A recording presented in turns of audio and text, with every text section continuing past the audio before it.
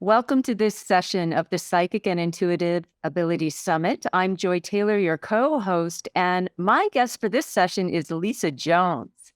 The topic is refining your intuition through body wisdom. Lisa is a channel of the beings of love and light, an inspirational speaker and an inspiration. She's the author of the book, Art of Living Happy After the Loss of a Loved One, and former host of the Exploring Death podcast with over 100,000 downloads. She's been featured on ABC, CBS, Fox News, Business Insider, and CNN Money. Today, she's going to talk about her spiritual awakening the night she had an out-of-body shared death experience, as well as how to use your body to channel your own divine wisdom. Lisa, thank you for being here. Aloha, Joy. Thank you so much. Yeah, aloha is right. Beautiful that you're sitting outside with us today. Yes, Maui has beautiful weather, and I'm so fortunate to have this beautiful garden to be able to do this interview from. Well, I'm so happy you said yes, because I've known you for 3 years now, always really respected you from the beginning, because you feel like such a natural, wholesome person. And I know you're very much into yoga also, and you have this balance of body, mind, connection, and you're going to talk about it today. So when did you first get in touch with that connection between the body and the mind?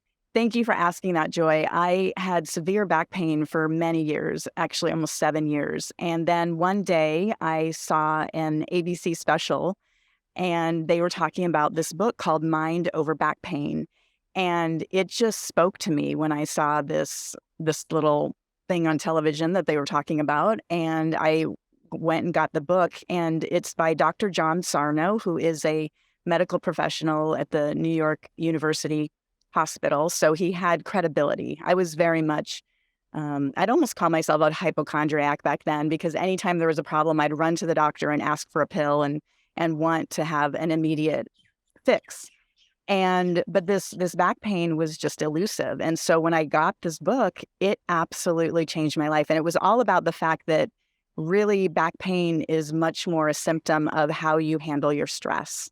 And if you're an A-type personality like I am, I'm a former CPA for Pricewaterhouse, Ernst & Young. I worked at a hedge fund. I did not manage my stress well. I took it internally, and then it goes to the weakest link in your body, which was my back. And so when I started realizing that I had a connection with my body and that I could actually change the way I process stress, my back pain went away. I mean, it was within 3 months, I was back pain free. And that was something. It's an amazing introduction to self-healing.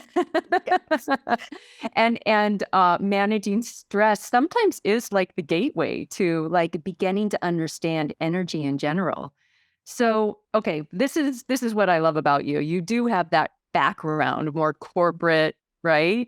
Yeah. And so more traditional, and then this was an introduction to something beyond that, the energy. But the introductions kept coming for you. What was your journey of waking up to spirit realm? Well, the next really big thing that happened is, unfortunately, my husband got diagnosed with cancer. And within a week of that diagnosis, I went for a massage because that was one way that I could relieve stress. And upon laying on the table and just bursting into tears and having the massage therapist say, "Oh, what's going on?" I explained my husband had just been diagnosed with cancer. And she said, "Oh, have you talked to your angels?" And I thought, stop touching me and let me out of this room. I had no idea what she was talking about, talking to my angels, and what good would that do? And then she started talking about parking places and how she asked the angels for, specific upfront parking spots. And we lived in this small town called Bridgefield, Connecticut, and I had a 1 and a 3-year-old, and finding parking was nearly impossible. So that actually piqued my interest more than talking to them about my husband's recent diagnosis, because, when you got little kids, you need a good parking spot. And so sure enough, I started asking my angels for parking spots, and it started happening. And that completely, again, kind of like that body-mind connection with my back, all of a sudden I had this outside realm of this team that was finding me these front and center parking spots, and that woke me up. This is so amazing. Right when you said that, I felt this shiver in my body. So you started connecting with your angels Yes, and they came pretty readily for you and it did. worked. Yes, Right. they did. So did you keep connecting with the angels? Did you have more communications? Well, I did, and but again, I was using them for much more mundane kind of things. I didn't really think they would be able to help because I was still very much on that. I mean, we were on a journey with my husband's health, and we were at the doctors doing everything they were telling us. I was not into alternative treatments or anything at that point because I just believed doctors were gods, and we turned our energy and not our energy, we turned our power over to these doctors. And so again, I didn't know how the angels would necessarily help that. However, when my husband, after 4 years, he'd kind of gone into remission and then it came back. And at that point, a dear friend of mine, her husband had also recently been diagnosed with cancer. So we had lunch and she said, "Hey, there's a little store down the street and they've got an angel reader and let's go down and get a reading." And I thought, oh my God, okay, it's one thing to ask for parking spots, but to actually have an angel, reading, this is again another step of craziness in my book at that point. But we did. And oh my goodness, I walked into this little room. She closed the door and immediately I could just feel something shift when she called in those angels. And it almost makes me cry because that was when a switch flipped on within me that I could recognize that it's one thing to get a parking spot because it's a tangible thing right in front of me. It's another to feel that energy just enter my body. And she immediately said, "Something's going on with your husband, and we want you to know it's going to be okay, and we are with you." And again, that just was the most wonderful news I could have ever received. And I walked out. I actually have the book that I bought that day called Angel Speak. And it's about how to learn its automatic handwriting, which is allowing that divine wisdom to come through your body and write it down, on paper. And so, yeah, another huge step in my body awareness journey. A super huge step. And I love that your body gave you the symbol or the signal through just feeling like I just was feeling, And so for people listening, I want to hear more of your story, but for people listening right now, what's one thing people can do if they want to get more in touch with connecting with their angel team? Well, for sure, I have a short little methodology I love to share with people. It's called the PALS method, PALS. Like our angels are our pals. And the first step is prepare, and that is literally just taking a pad of paper and a pen and sitting down in a quiet spot and turning off all of your phones, your distractions. That's the P, prepare. Number two, or the second one, is ask. And on the top of the paper, you say, "Dear angels, what would you like me to know?" Ooh, I'm getting chills as I say that. So it's just asking the question. And as I progressed, I was able to ask more detailed questions. But originally, this was the easy, simple question: what would you like me to know? And then, so prepare, ask is A. L is listen. And this is the kind of tricky part because this is where you need to discern what you're hearing as to, is this me or is this them? Or, that's the kind of tricky part. But you just allow to whatever comes through. And generally, it's so simple. It's "we love you," or "all is well," or something so simple. We make things very complicated down here on this earth, but truly, the divine wisdom is very simple and loving and kind. And I'll also say, if you get something negative, my mom, when she first tried this method, she heard, "Your cancer is back." I said, "That was not the angels. That was your ego trying to trick you into, scaring you." And so if you get something negative like that, just dismiss that immediately because that's not, uh, the angels. And then the last part, PAL, listen, is S, and that's say thank you. They love to be thanked.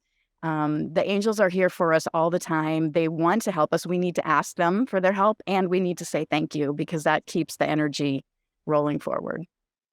It's really beautiful what you're sharing, and it's specifically the automatic writing. Yes. And I'm just, for myself, I definitely do the automatic writing as well. And it's pretty amazing. Like over time, what happened for me is I could start to feel what was more pure. So it might be a process. The first time it might be like, is this really me? Is this the angels? I'm not sure. But the more that we practice anything, including intuition and getting these messages. And Lisa, I'm guessing, I mean, in my experience, we could do that through also without the piece of paper. If we want to prepare, ask, listen, and let the message maybe come through thoughts or images. Absolutely. And that's a wonderful thing to say because people truly have different ways of receiving messages. For me, writing it down has been paramount for me to really connect. And what I find is as I write, I'm not remembering what I've written. So then when I'm done, I go back and read it and I'm like, holy cow, I don't even remember writing this. So for me, it's a discovery process as I write. However, I've also talked to many clients of mine that I've shared this with, and for them, the imagination, it almost creates a movie in their mind. They're more visual. They're more they get it in a different way than I do, and that's the exciting part. Is that we're all built differently, and we're all able to receive messages in our own way, but we all can receive them. That's the exciting part. Yeah, we really are all channels, aren't we? We absolutely are.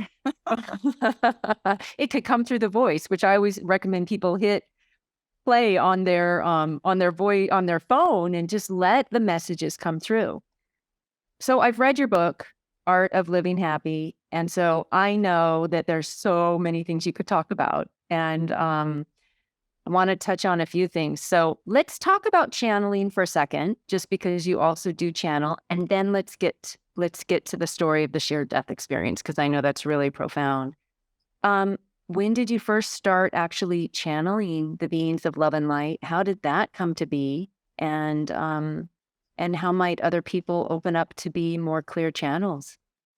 Well, it was really interesting. It all began the day I had that angel reading, and then I started practicing on my own. Again, I didn't tell anyone. I thought I was crazy. I thought I was making this all up. But at the same time, it was giving me such peace and such just this loving presence of these energies that felt so good. And as you mentioned, as I continued learning and practicing, I could start to discern the energetic vibration of the different messages that I was getting. They felt more pure. They felt words that I'd never heard before were coming through me, so I knew it wasn't me.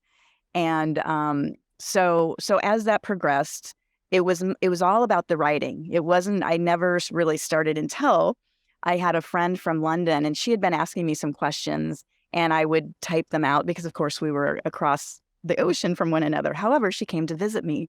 And she said, "Oh, can I ask the angels some questions?" I said, "Oh, let me get a pad of paper." She said, "Well, can't you just say it out loud?" And I thought, "Oh, well, I've never tried that. Let's do it." So we sat down together and I did a little invocation and she asked her questions. And oh, joy, my goodness. I had closed my eyes and all of a sudden my whole body started to shake. My teeth started to chatter and it completely surprised me and scared me. And I said through my clenched mouth, I said, "Make them stop, make them stop." And my friend said, "Angels, go away, go away." She was kind of like shooing them. But what was actually happening, the angels were so excited that I was actually going to use my voice and to allow them to come through that way, that they were unaware that I was so unprepared to actually have this energy come through my body. So I did actually have to step back a bit because I didn't know what I was doing. This is all self-taught. This was all just an unfolding, and it really ramped up, which we will talk about the night of my shared death experience. Um, but it was fascinating to feel that energy flow through my crown chakra and come out directly through my voice. And I could feel myself step to the side. Like my being within me we now have a little process. So I now have a little, grounding experience or, just something I say before I begin. And, yeah, so it was quite astounding the first time that it actually came through my voice.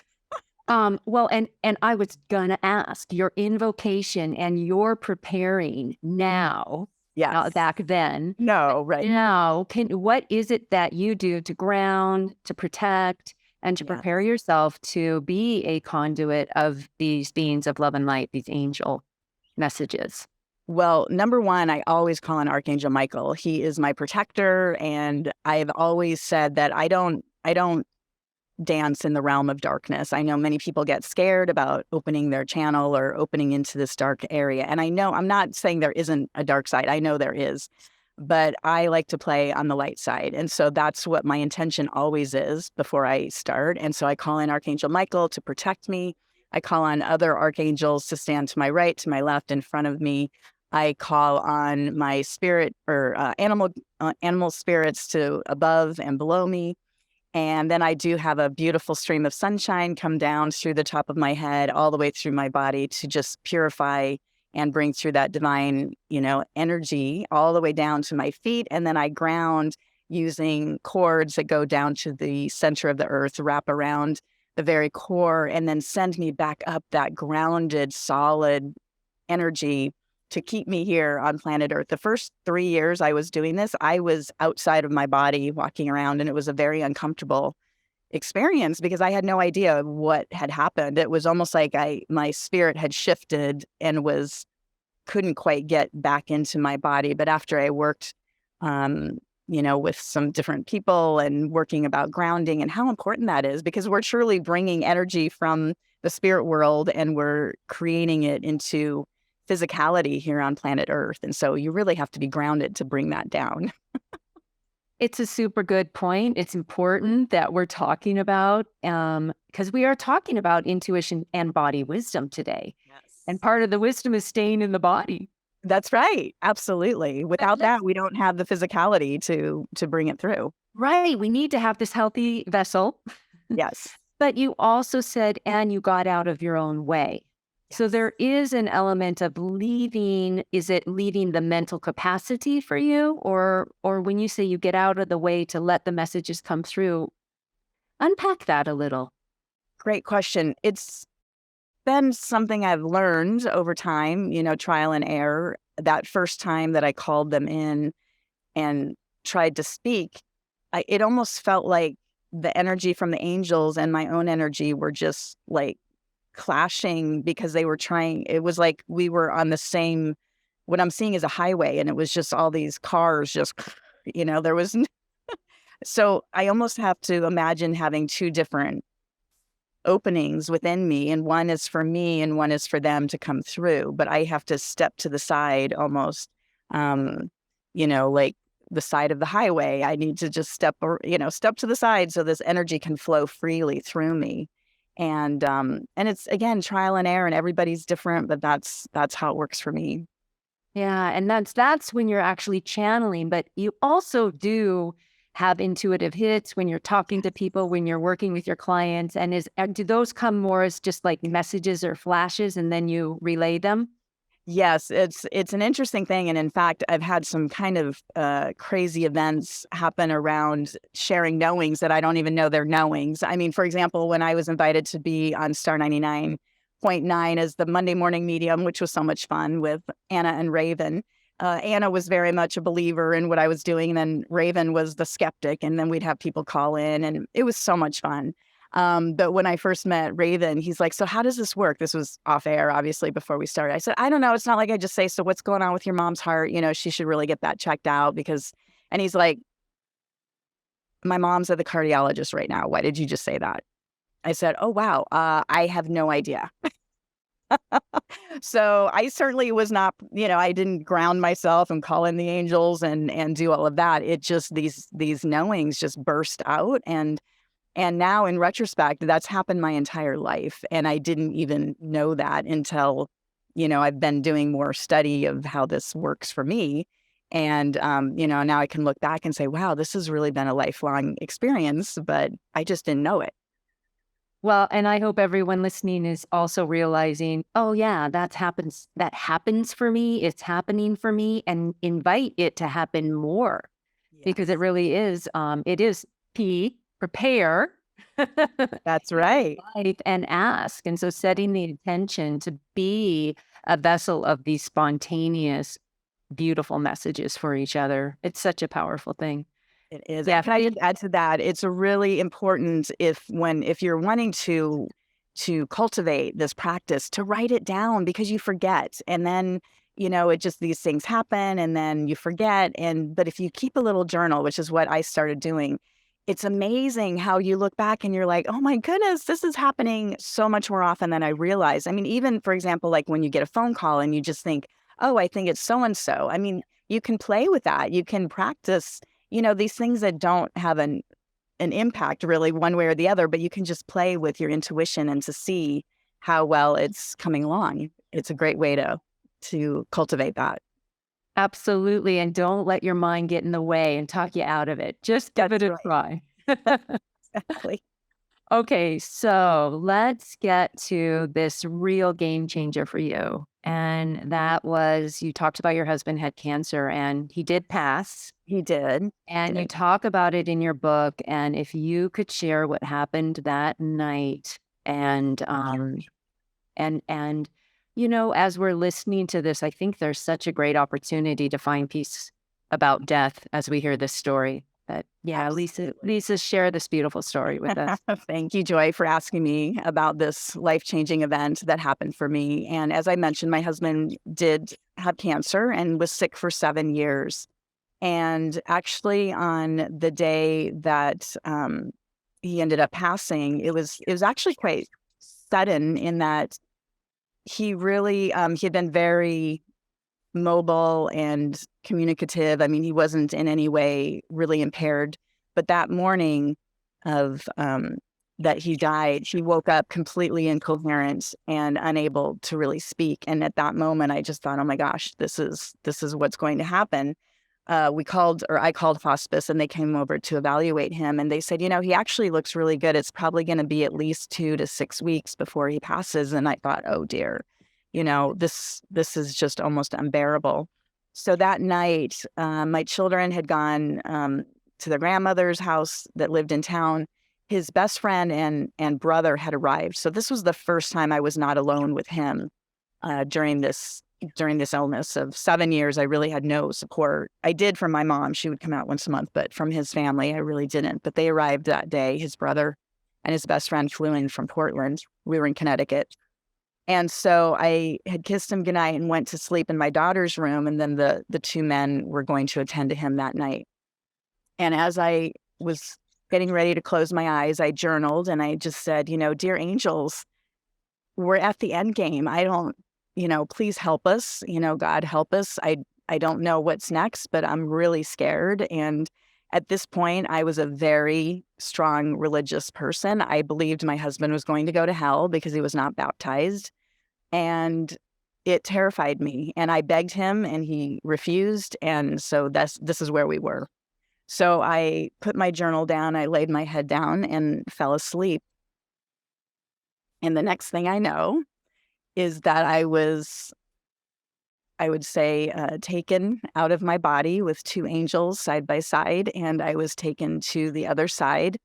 And it always just brings me to tears because I can just see it so clearly in my mind's eye.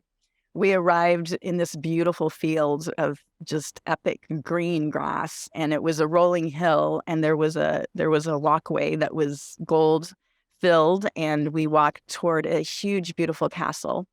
And the next thing I know, we were in the castle and we were up on one of the higher floors, kind of on a balcony looking over a courtyard.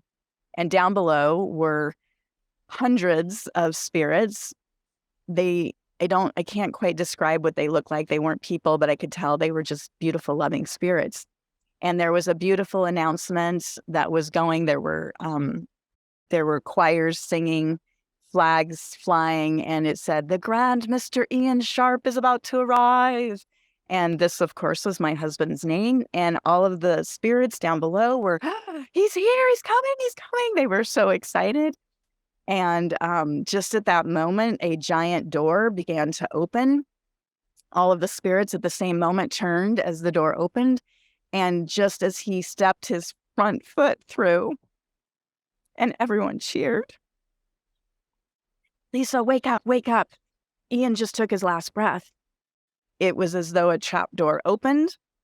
I fell into my body. I remember the feeling of like landing and almost like a thud. And I remember jumping out of my bed, opening the door, and I was completely elated with joy and happiness and serenity. And yet I'm standing in front of my brother-in-law telling me my husband just took his last breath. And I knew I couldn't express any of those feelings to him because it was not the right thing to do. And so I ran past him and down to our bedroom, the master bedroom where my husband laid, and looked at his body and saw that it was an empty shell.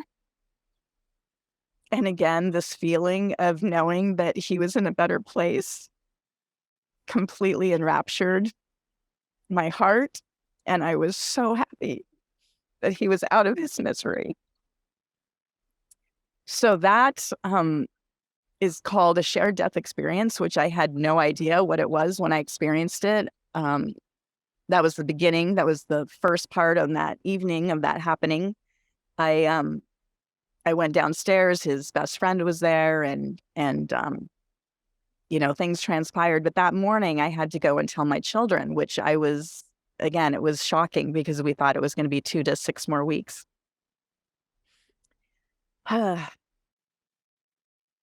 So as I prepared myself, I took a shower. It was maybe 6 a.m. and I was blow drying my hair, and I remember had flipped my head upside down and just was kind of blow drying it. And all of a sudden I hear Ian's voice in my left ear as clear as day. And he said, "Oh my God, Lisa, I love you. But this is so amazing. It's so awesome." And I dropped the blow dryer and I thought what is this? My husband's voice, it's as though I could feel his hot breath on my shoulder. And so that gave me the knowing that he was where, in fact, I saw him walking into. He wasn't in hell.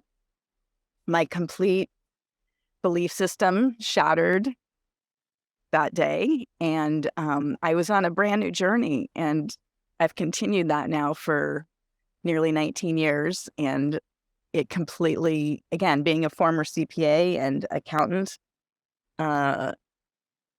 it's been a whole new learning curve.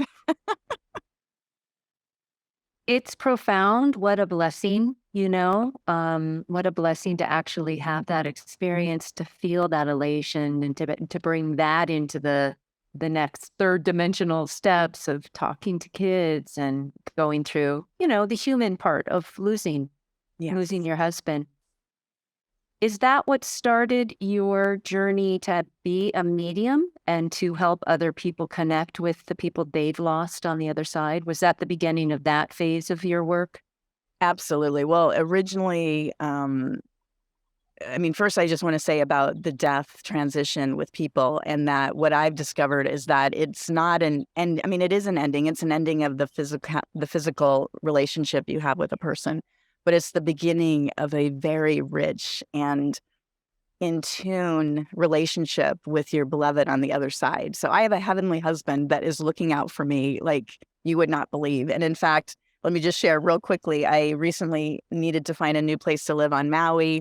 I thought maybe I was going to have to move. And I went down to the beach and I met a lovely woman. And I explained that, the place I'd been living was no longer going to be available. And she said, "Oh, my neighbors just found out that their tenant is moving on, and I'd love to introduce you." So she did, and we were chatting, and they said, "Tell us a bit about you." I said, "Oh, I'm a former CPA for Price Waterhouse in San Francisco." They said, "Oh, our investment advisor used to work there. Do you know this person's name?" And I stopped. I said, "Oh my gosh, not only do I know that person was my late husband's roommate the 2 years we dated 30 years ago, and he was at my wedding."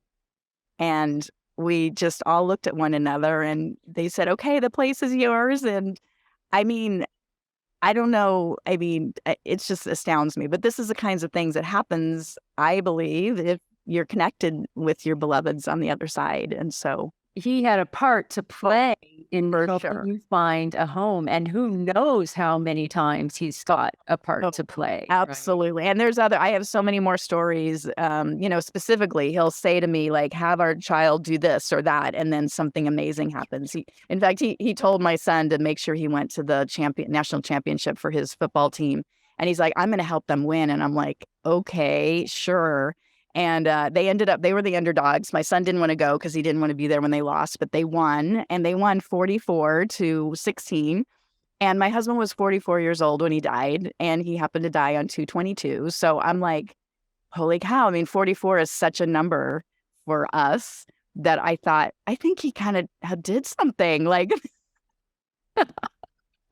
I love the stories. That's amazing. Really beautiful, beautiful. yeah. And yeah, this is available for all of us. You have had phenomenal experiences. Yes, Yes.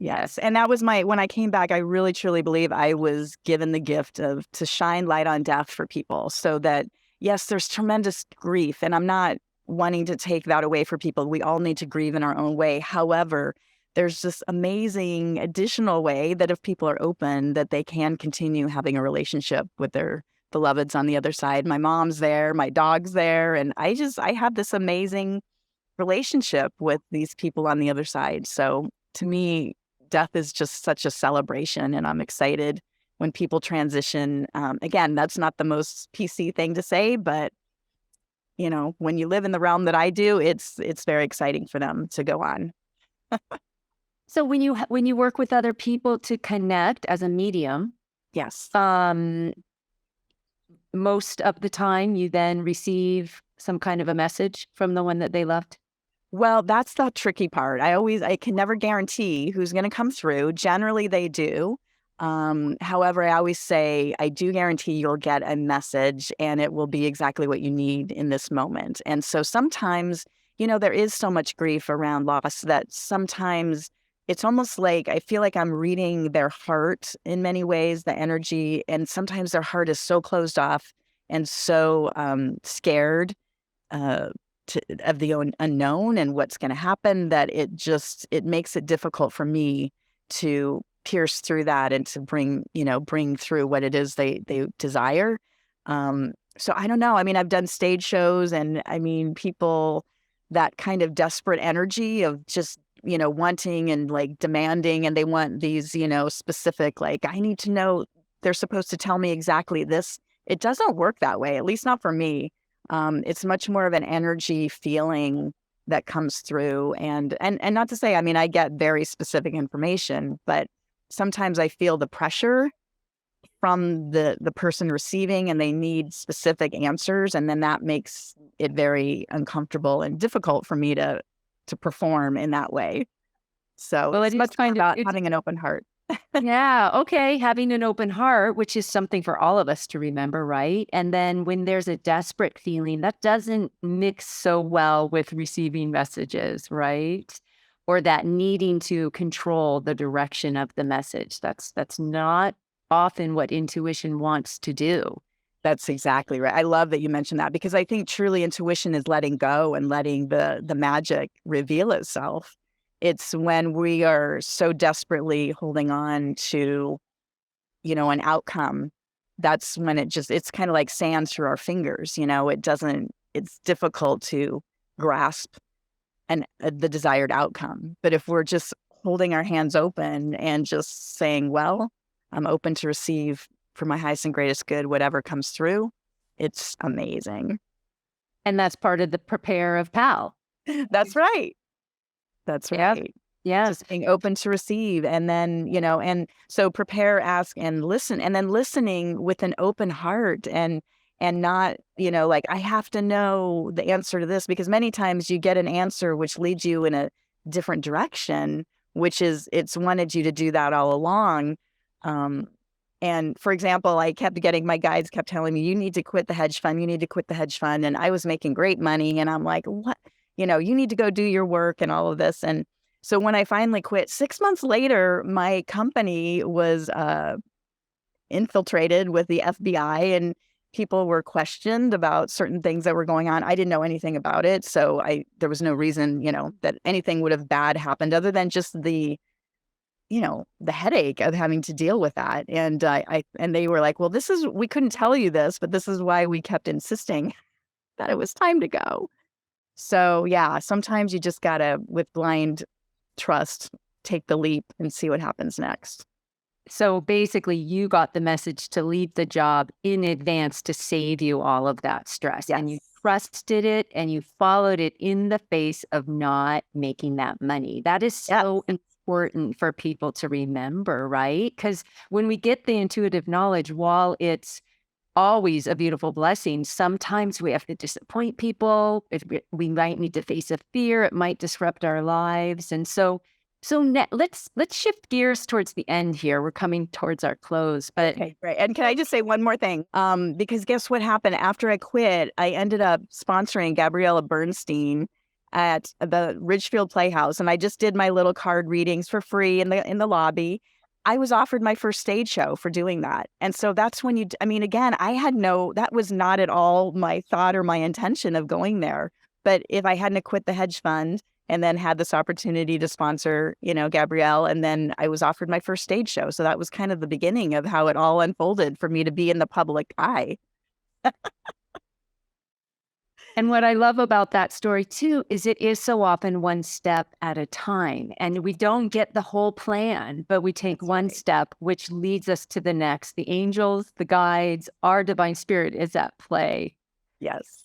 So, what about our bodies? Because I really want to close out with a little bit of like, how can we refine our intuition through body wisdom? What do you mean by that? And how do we do that?